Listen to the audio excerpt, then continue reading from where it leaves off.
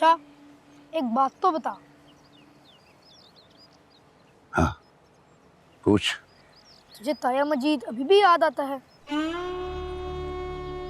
मजीद पराता मेरा, ताकत था मेरी, याद क्यों ना आए? ओ चाचा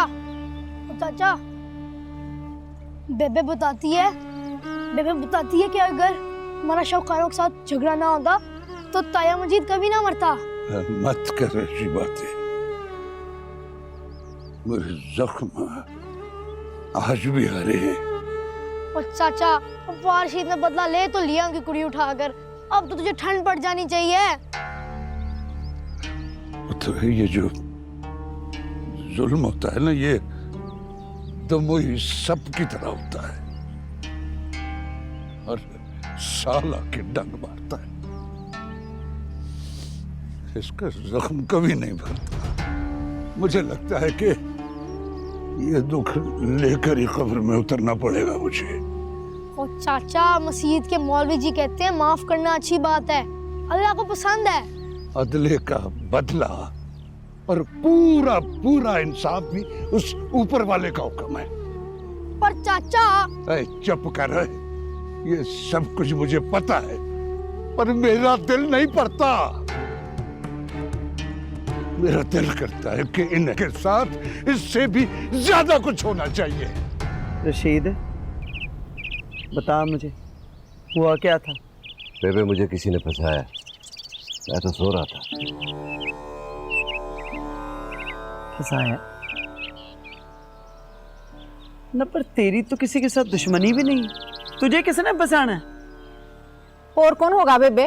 वही खसमानू खाने शौकार। और तू चुप कर। शौकार और वो तो सारे जलंधर चले गए और उनका बुलुंगड़ा वो भी साथ ही चला गया। वो बेबे जो कुछ भी हुआ ना, चाचा की बड़ी बेइज्जती हुई। ना ना, तू तो शरीफ आदमी है, बीबा पुत्र है मेरा। हिंदुओं का गांव इकट्ठा हो गया था, जैसे मुसलमान मुझे चुक रहे थे, तू कहे तो इनके टोटे टोटे कर दे। हाँ तो सही है ना? नहीं बेबे, ये खून का रंग बड़ा चौका होता है। अगर आज यहाँ से कुल्हाड़ियां उठती ना, कल वहां से गंदा से निकलते। निकल आते तो निकल आते, तू की फिक्र करता है? और तेरी भी तो फसल जलाई है। हाँ बेबे, फसल तो 6 महीने में उगाती है, और जिस माँ का गबू जवान मरता है ना, वो उन्हें 20-20 साल पाल कर बड़ा करती है। हाँ पारशीद जी बातें करता तू। चाचा नाराज हो रहा कि मैंने हिंदुओं की पंचायत में जाके डंड क्यों भरे, लड़ा क्यों नहीं मैं? ओए आहो तो सही कहता ना चाचा, क्यों नहीं लड़ा? और लड़ना चाहिए था, उनको पता लगता तेरा कुछ नहीं हो सकता मुंडिया।